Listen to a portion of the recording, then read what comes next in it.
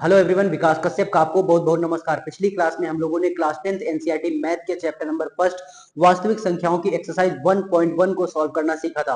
आज की इस क्लास में हम लोग क्लास 10th एनसीईआरटी मैथ के चैप्टर नंबर फर्स्ट वास्तविक संख्याओं की एक्सरसाइज 1.2 को सॉल्व करना सीखेंगे। तो चलिए सबसे पहले हम एक प्रमेय के बारे में जान लेते हैं जिसको जानने के बाद हमें एक्सरसाइज 1.2 को सॉल्व करने में मदद मिलेगी। तो सबसे पहले देख लेते हैं कि प्रमेय वो है क्या। प्रमेय क्या लिखी हुई है? प्रमेय लिखी है 1.3 1.3 मतलब 1.3।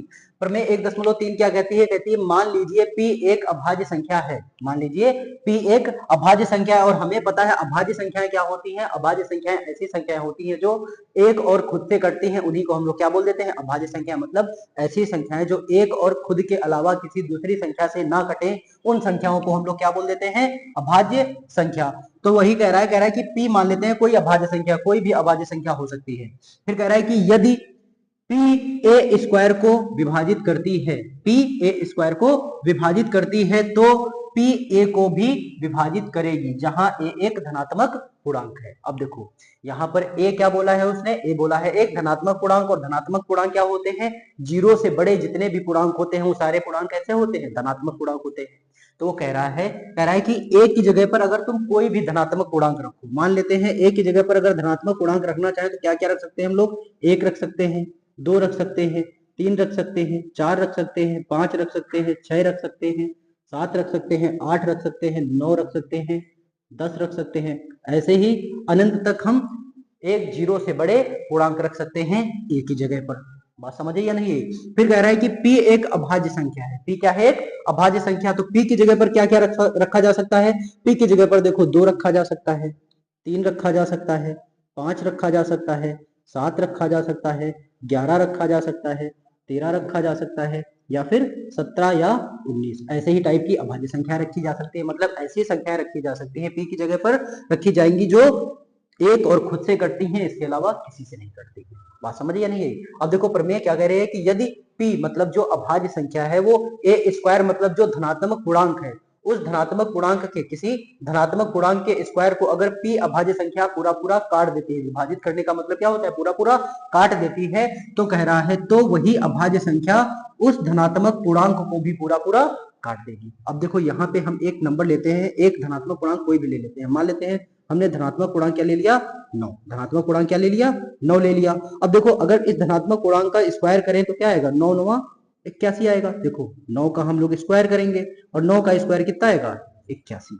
बात समझिए या नहीं? अब देखो कह रहा है कि अब इसमें से कोई भी अभाज्य संख्या ले लो जो इसके स्क्वायर को पूरा पूरा काट दे। मान लेते हैं कि हमने p की जगह पर कितना ले लिया? p ले लिया हमने 3। p कितना ले लिया? 3 ले लिया। अब देखो अगर हम 3 से a स्क्वायर को मतलब p से a स्क्वायर को, p क्या है? 3 है और a स्क्वायर क्या है? 81 है। अगर 81 को भाग कराते हैं तो क्या पूरा पूरा देखो काट पाता है? चेक कर लेते हैं हम लोग। देखो 3 दूना 6 होता है, 8 से 6 गया, कितना बचेगा? 2 बचेगा। फिर ये वाला 1 उतारा, 3 सते 21 आया। देखो 3 से 81 पूरा पूरा कट गया। मतलब 3 जो अभाज्य संख्या है उससे a जो एक धनात्मक पूर्णांक है जो 81 आया है, एक जो धनात्मक पूर्णांक का वर्ग है जो 81 आया है, वो पूरा पूरा कट गया है। तो उसने बोला है कि अगर अभाज्य संख्या किसी धनात्मक पूर्णांक के स्क्वायर को वर्ग को पूरा पूरा विभाजित करती है तो इसका मतलब वही अभाज्य संख्या उस धनात्मक पूर्णांक को भी पूरा पूरा काट देगी। अब वो धनात्मक पूर्णांक क्या है? a हमने माना था। तो इसका मतलब 3 इस धनात्मक पूर्णांक 9 को भी पूरा पूरा काट देगी। और 3 9 से कितनी बार में कटता है? 3 बार में। तो 3 3 का 9। बस इतना प्रमेय कह रही है। बात समझे या नहीं? तो वो प्रमेय क्या कह रहे हैं कि मान लीजिए p एक अभाज्य संख्या है, यदि p a स्क्वायर को विभाजित करती है तो इसका मतलब p a को भी विभाजित करेगी। आई होप ये प्रमेय आप लोगों को समझ आई होगी। आप नोट कर लीजिए, फिर बाद में हम लोग एक्सरसाइज के क्वेश्चन को सॉल्व करना स्टार्ट करते हैं। तो चलिए प्रश्नावली 1.2 के क्वेश्चन नंबर फर्स्ट को सॉल्व करना शुरू करते हैं। देखो पहला क्वेश्चन क्या कह रहा है? कह रहा है कि सिद्ध कीजिए कि रूट 5 एक अपरिमेय संख्या है। अब देखो हमें पहले से ही पता होता है कि रूट 5 एक अपरिमेय संख्या है। अपरिमेय संख्या का मतलब होता है ऐसी संख्या जिसे हम p बटे q के रूप में ना लिख सके। p बटे q के रूप का मतलब क्या होता है? जिसे अंश बटे हर के रूप में ना लिख सके। तो हम जानते हैं कि रूट 5 को हम अंश बटे हर या p बटे q के फॉर्म में नहीं लिख सकते, मतलब ये अपरिमेय संख्या है। अब क्वेश्चन ने कहा है कि इसी अपरिमेय संख्या को सिद्ध करके बता दो कि ये अपरिमेय संख्या है। तो देखो इसको सॉल्व करने के लिए हम लोग करते क्या है, कुछ स्टेप्स को फॉलो करते हैं। देखो पहला स्टेप क्या होता है, कहता है कि तुम्हें क्या सिद्ध करना है, √5 को एक अपरिमेय सिद्ध करना है। √5 को एक अपरिमेय संख्या सिद्ध करना है जो पहले से ही अपरिमेय संख्या है। तो तुम क्या करोगे, इसका उल्टा मान लोगे। इसका उल्टा मानने का मतलब क्या है, √5 अपरिमेय संख्या होती है तो तुम क्या मान लोगे, √5 एक परिमेय संख्या है। तो देखो पहला स्टेप क्या करेंगे, हम लोग लिखेंगे यहाँ पे माना, क्या लिखेंगे, माना √5 एक परिमेय संख्या है, परिमेय संख्या है। अब देखो परिमेय संख्या का मतलब क्या होता है, परिमेय संख्या का मतलब होता है ऐसी संख्या जिसे p/q के रूप में लिखा जा सके। ऐसी संख्या जिसे p/q के रूप में लिखा जा सके उसे हम लोग बोलते हैं परिमेय संख्या, और ऐसी संख्या जिसे p/q के रूप में ना लिखा जा सके उसे क्या बोल देते हैं हम लोग, अपरिमेय संख्या। अब देखो हमने √5 को एक परिमेय संख्या मान लिया है तो इसका मतलब क्या है कि √5 को हम p/q के रूप में लिख सकते हैं। तो लिखोगे, इसलिए √5 को हम क्या लिख सकते हैं, √5 को लिख सकते हैं हम लोग p/q। अब देखो यहाँ पे कंडीशन भी अप्लाई होती है, कहता है कि जहां ये जो q है, ये q जो है वो 0 के बराबर नहीं है, जहां पर एक q 0 के बराबर नहीं होना चाहिए। और यहाँ पे जो ये p और q होते हैं, p और q हैं वो कैसी संख्याएं हैं, सह अभाज्य संख्याएं। लिखोगे p और q सह अभाज्य संख्याएं हैं, सह अभाज्य संख्याएं हैं। यहाँ पर p और q क्या है, सह अभाज्य संख्याएं हैं। अब देखो सह अभाज्य संख्याओं का मतलब होता है ऐसी संख्या जिनके बीच में एक के अलावा कुछ कॉमन ना हो, ऐसी संख्याएं जिनके बीच में एक के अलावा कुछ कॉमन ना हो। कॉमन का मतलब होता है उभयनिष्ठ, उभयनिष्ठ का मतलब दोनों में जो हो, ठीक है। तो कह रहा है कि p और q ऐसी संख्याएं हैं जिनमें एक के अलावा कुछ कॉमन नहीं है। बात समझ या नहीं है। देखो अगर p/q के रूप में हम कोई भी संख्या लिखना चाहें तो हम क्या लिख सकते हैं, 4/5 लिख सकते हैं। अब देखो 4 यहाँ पे किसका काम कर रहा है, 4 यहाँ पे p का काम कर रहा है, 5 किसका काम कर रहा है, 5 कर रहा है q का काम। अब देखो 4 के अगर गुणनखंड करेंगे तो 1 गुणे में 4 आएगा, 5 के गुणनखंड करेंगे तो क्या आएगा, 1 गुणे में 5 आएगा, इसके अलावा कुछ नहीं आएगा। तो देखो दोनों संख्याओं में कॉमन क्या मिलेगा, 1, दोनों में क्या कॉमन मिलेगा, 1। अब देखो यहीं से एक बात और भी समझ लेते हैं, जो p की वैल्यू है वो भी क्या है, 4 क्या है, पूर्णांक है, और 5 भी क्या है, एक पूर्णांक है। तो यहाँ पे जो p और q होंगे वो क्या होते हैं, पूर्णांक भी होते हैं, मतलब पूरे अंक भी होते हैं। अब देखो इसको आगे सॉल्व करने के लिए क्या करेंगे हम लोग, हमने क्या किया, √5 को हमने p/q के रूप में लिख लिया। अब यहाँ से हम इस रूट को हटाने की कोशिश करेंगे। देखो रूट हटाने के लिए क्या कर देते हैं, दोनों पक्षों में वर्ग। तो यहाँ पे लिख देंगे हम लोग दोनों पक्षों का वर्ग करने पर दोनों पक्षों का वर्ग करोगे तो देखो √5 का भी वर्ग हो जाएगा, √5 का वर्ग हो जाएगा, और यहाँ से p/q का भी वर्ग हो जाएगा। अब देखो √5 का वर्ग होने का मतलब क्या है, देखो इसके स्क्वायर से इसका रूट कट जाएगा। बात समझिए या नहीं है। और फिर बाद में देखो यहाँ से बचेगा 5। अब यहाँ पे देखो p के स्क्वायर का मतलब है p का स्क्वायर, और बटे में q का स्क्वायर का मतलब क्या है, q का स्क्वायर। अब यहाँ से q बटे में लिखा है, q स्क्वायर के इधर लिखा है, बटे में लिखा है, तो इधर आके गुणे में हो जाएगा, तो हो जाएगा 5q स्क्वायर बराबर p स्क्वायर। अब यहाँ से अगर q स्क्वायर की वैल्यू निकाले तो 5 इधर गुणे में, उधर जाके बटे में हो जाएगा, तो ये हो जाएगा q स्क्वायर बराबर p स्क्वायर बटे में 5। इसको मान लेंगे हम लोग इक्वेशन नंबर फर्स्ट। अब देखो हमें पता है जो q स्क्वायर की वैल्यू होगी, जो q स्क्वायर का मान होगा वो क्या होगा, एक पूर्णांक होगा। अब उस पूर्णांक का स्क्वायर भी क्या आएगा, एक पूर्णांक ही आएगा। q क्या है, पूर्णांक है, और पूर्णांक का स्क्वायर भी क्या होगा, पूर्णांक आएगा। और वो पूर्णांक जो आएगा q का स्क्वायर कराने पर, एक पूर्णांक का स्क्वायर कराने पर, वो इसके बराबर कब होगा, जब p स्क्वायर को 5 पूरा पूरा काट देगा। अगर p स्क्वायर को 5 पूरा पूरा नहीं काट पाएगा तो वो पॉइंट में वैल्यू आएगी, और जो पॉइंट में वैल्यू आती है वो पूर्णांक नहीं होती है। तो यहाँ से अगर ये पूर्णांक इस वैल्यू के बराबर है तो इसका मतलब इसको भी इसके बराबर होने के लिए p स्क्वायर 5 से पूरा पूरा कटेगा।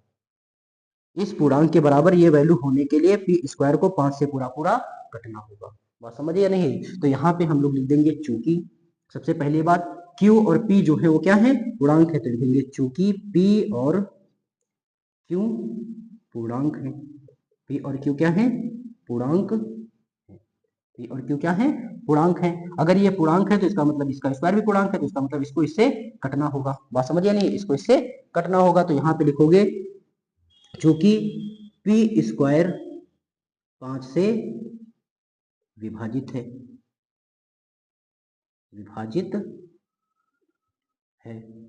क्योंकि पी स्क्वायर 5 से विभाजित है। अब देखो हमने पढ़ा था पी स्क्वायर क्या है, पी है पूर्णांक, और पूर्णांक का स्क्वायर क्या होगा, पूर्णांक ही होगा।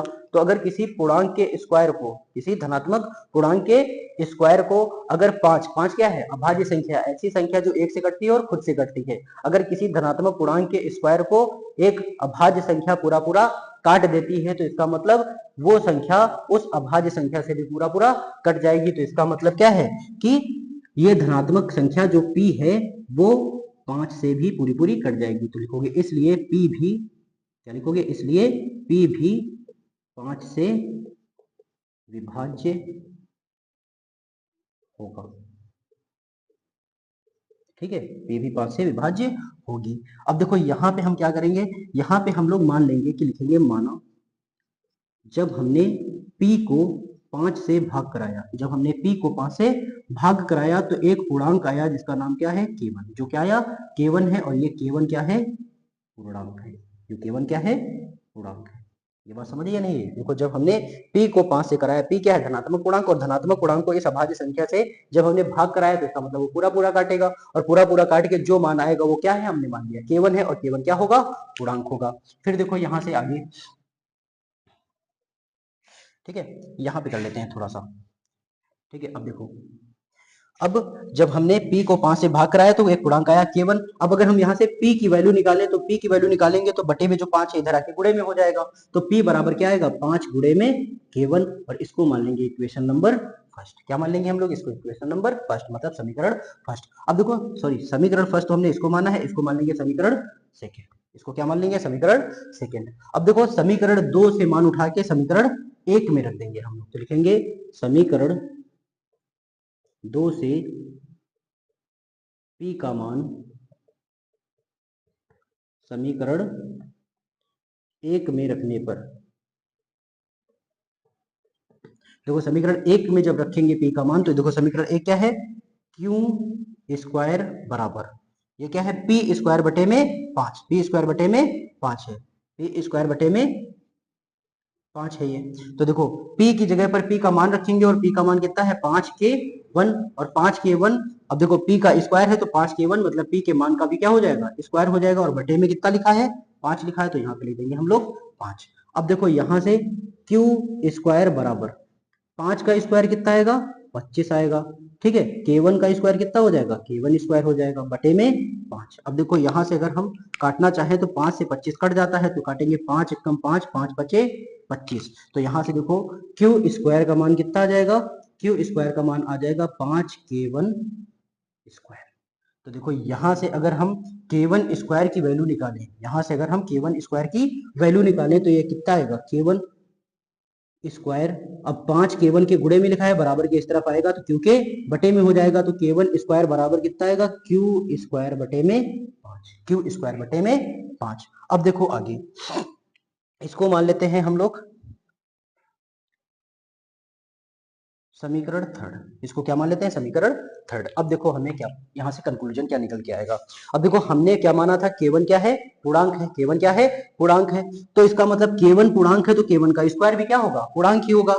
किसी पूर्णांक का स्क्वायर भी क्या आएगा, पूर्णांक आएगा। और वो पूर्णांक इसके बराबर कब होगा, जब q स्क्वायर को 5 पूरा पूरा काट देगा, q स्क्वायर को 5 पूरा पूरा काट देगा। तो यहाँ पे हम लिखेंगे चूंकि q स्क्वायर 5 से विभाज्य है, क्यू स्क्वायर 5 से विभाज्य है। अब क्यों विभाज्य है, क्योंकि k1 स्क्वायर है, k1 क्या है, पूर्णांक है, और पूर्णांक का स्क्वायर पूर्णांक आएगा, और वो पूर्णांक इसके बराबर तभी होगा जब q स्क्वायर को 5 पूरा पूरा काट देगा। अगर q स्क्वायर को 5 पूरा पूरा नहीं काटेगा तो दशमलव में वैल्यू आएगी, और दशमलव वाली वैल्यू इस पूर्णांक के बराबर नहीं हो सकती। तो इसका मतलब q स्क्वायर को 5 से पूरा पूरा कटना होगा, तो इसका मतलब q स्क्वायर 5 से पूरा पूरा विभाजित है। तो हमने लिख दिया q स्क्वायर 5 से विभाजित है। अब देखो q क्या है, धनात्मक पूर्णांक है, 5 क्या है, अभाज्य संख्या है। अगर किसी धनात्मक पूर्णांक के स्क्वायर को कोई अभाज्य संख्या पूरा पूरा काटती है तो इसका मतलब उस धनात्मक पूर्णांक को भी, किसी धनात्मक पूर्णांक के वर्ग को, किसी धनात्मक पूर्णांक के वर्ग को अगर कोई अभाज्य संख्या पूरा पूरा काट देती है तो इसका मतलब उसी धनात्मक पूर्णांक को वो अभाज्य संख्या पूरा पूरा काट देगी। तो इसका मतलब यहाँ पे लिखोगे इसलिए क्यों भी इसलिए क्यों भी 5 से विभाज्य, क्यों भी 5 से विभाज्य होगा, क्यों भी 5 से विभाज्य होगा। अब देखो तो यहाँ पे फिर से लिखेंगे माना जब हमने क्यू को 5 से विभाजित कराया, जब हमने क्यू को 5 से काटा तो कितना आया, मान लेते हैं कोई K2 आया। अब देखो क्यू अगर 5 से पूरा पूरा कट रहा है तो जो K2 आएगा वो क्या होगा, पूर्णांक होगा। K2 क्या होगा, पूर्णांक होगा। तो देखो अगर हम यहाँ से Q की वैल्यू निकाले तो जो बटे में 5 है उधर जाके गुणे में 5 हो जाएगा, तो Q बराबर आ जाएगा 5K2। इसको मान लेंगे इक्वेशन नंबर 4। आई होप यहाँ तक आप लोगों को समझ आया होगा। अब देखो हम यहाँ से उठाते हैं पहले तो समीकरण 2 और दूसरी समीकरण 4। तो यहाँ पे लिख देंगे हम लोग समीकरण 2 व 4 से। समीकरण 2 देखो क्या है, P बराबर 5K1, ये है समीकरण 2। और समीकरण 4 क्या है, Q बराबर 5K2, ये है समीकरण 4। अब देखो Q के P के अभाज्य गुणनखंड में देखो लिख रहा है 5 गुणे में K1। P के अभाज्य गुणनखंड में क्या दिख रहा है, 5 गुणे में K1। और Q के अभाज्य गुणनखंड में क्या दिख रहा है, 5 गुणे में K2। देखो दोनों के अभाज्य गुणनखंड में 5 कॉमन दिख रहा है कि नहीं दिख रहा है, दोनों के गुणनखंड में क्या दिख रहा है, हमें 5 कॉमन दिख रहा है। और हमने माना था कि P और Q कैसी संख्याएं हैं, सह अभाज्य संख्याएं हैं। कैसी संख्याएं हैं, सह अभाज्य संख्याएं, मतलब ऐसी संख्याएं जिनके बीच में एक के अलावा कुछ कॉमन नहीं है। और यहाँ पे हमने जो प्रूफ किया है उसमें देखो कितना कॉमन आ रहा है, 5 कॉमन आ रहा है। तो इसका मतलब जो हमने माना था वो गलत हो गया है। इसका ये P और Q सहअभाज्य संख्याएं नहीं है, जो हमने माना था वो असत्य हो गया है। P और Q सहअभाज्य संख्याएं नहीं है। तो यहाँ पे देखो लिखेंगे चूंकि समीकरण 2 व 4 से स्पष्ट है कि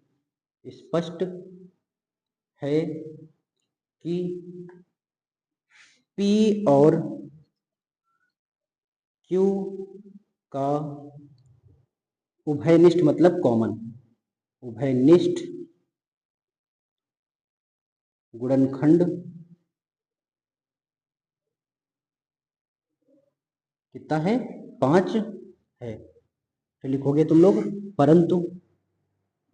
परंतु हमने माना था, हमने क्या माना था, हमने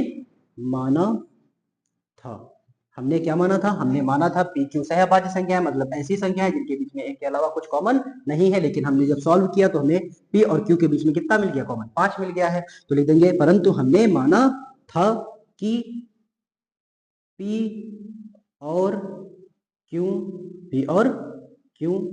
सहअभाज्य संख्याएं, सहअभाज्य संख्याएं हैं।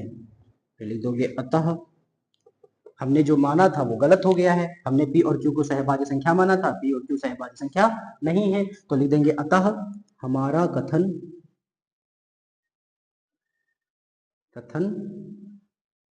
असत्य है, हमारा कथन असत्य है। तो लिख दोगे इसलिए हमारा कथन असत्य है। लिखोगे अतः √5 एक